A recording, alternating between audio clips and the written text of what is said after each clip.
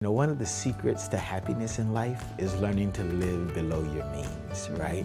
It's creating that margin, creating that space. And as Dr. Mike so eloquently, he's so awesome, right? Just kind of express it's important to have that breathing room in all portions of our life. Margin in marriage. Thanks, Dr. Mike, for pointing that out. That is so important. We have another Mike here, Mike and Diane. Pinball, good to have you guys with us, and Dan and Danielle. And so we need to talk about this whole margin thing. It's an important way to relieve stress, that's for sure. You know, we all need breathing room, don't we? We just operate better when there's not that immediate stress constantly on top of us. And the same thing is true in your marriage. You just have to have that breathing space where the two of you can just exhale at the same time together. And a lot of that comes from saying no to other people. No one wants to say anything. Because we're all guilty. It feels like you just punched me. It's right in the gut. All the air went out. We're all guilty. We're really glad, Mike and Diane, that you said yes when we asked you to be part of the Better Us program. Oh, right. As a coach, one of the things I told our guys, one of the secrets to happiness in life is learning to live below your means, right? It's creating that margin, creating that space. And as Dr. Mike so eloquently, he's so awesome, right? Just kind of express it's important to have that breathing room in all portions of our life. And so I can't say no, and I've learned to do it a lot better. You're better. Yeah, so much better. But what we did before I learned to say no is we began to schedule our family in first, right? Yes. So before the year started, we would schedule in 2 vacations, right? So 4 weeks away, so 2-week vacations, 4 weeks just family, just us, right? So prioritizing that, making that a real issue. We also took time to have vacations alone. So in November, right, because our kids are older now, we're going to have a week, the first week of November, right? We're going to speak somewhere, but we're going to go in a tropical area.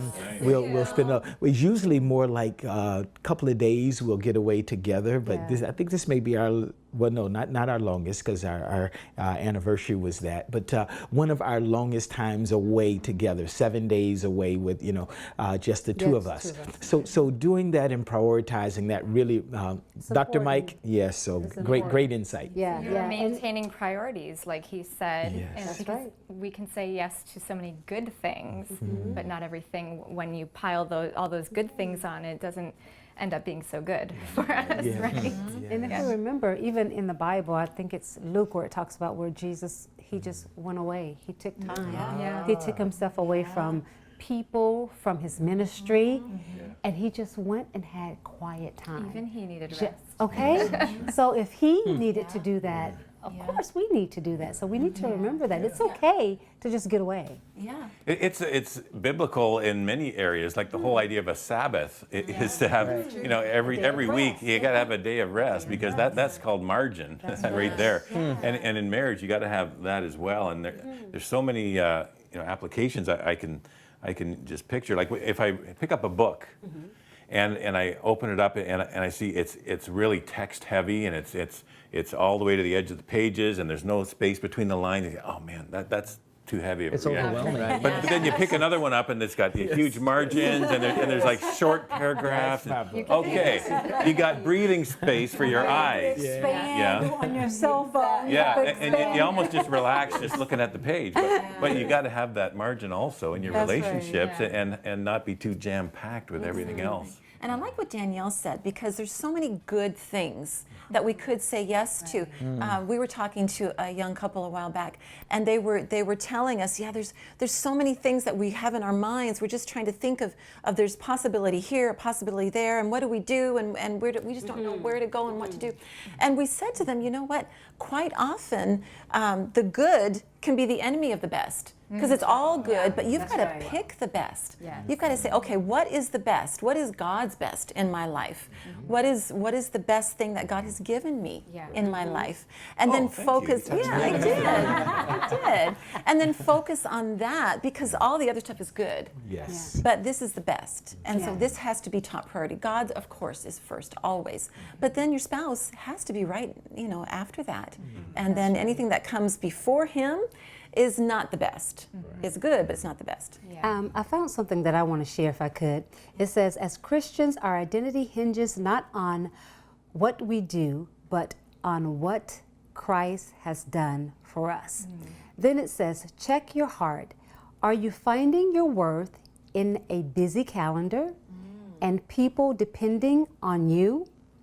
It may be time to reevaluate why you're so busy. Ask God to help you move away from glorifying in your busyness and instead toward glorifying in his rest. Nice. That's good. Yeah, it comes at a cost, we don't naturally, we want peace. I think there's a verse in Proverbs that says, those who promote peace find joy. And that's the kind of home I want to have. That's the kind of marriage I want to have. If we're busy, busy, busy because we're trying to keep up with the Joneses or please other people, we're not going to find time for us to have peace and rest and fun in our own marriage because we'll just be doing all those other things. And that's where the priorities come in place, because just like this cup, there's only so many things I could fit in this. I got to fill this cup with jelly beans. I can only squeeze so many jelly beans down in there before it gets too full. And in order to make room for your spouse or to make room for God, sometimes it means removing some things. And so sometimes saying yes to the right things means saying no to some things that are lesser. You got to decide what those lesser things are. So in order to have more of God in our lives, we have to take out some things and make room for Him. It's easy to say, I have no time I can't spend an hour of devotions or 15 minutes in devotions or spend 10 minutes talking to my wife or whatever, but I managed to binge watch XYZ show on Netflix somehow. Exactly. Maybe my priorities are a little off. You will always find time for what's important to you. You will always find And time for like that. Mike was saying, schedule those priorities first in your calendar. Yeah. Because when you put the big priorities first inside, then it leaves less room for the other things that just kind of take up your day and get busy. But put margin on the calendar, basically. Wow, this is good stuff. It's good stuff. Well, don't go away. We've got more coming up with A Better Us.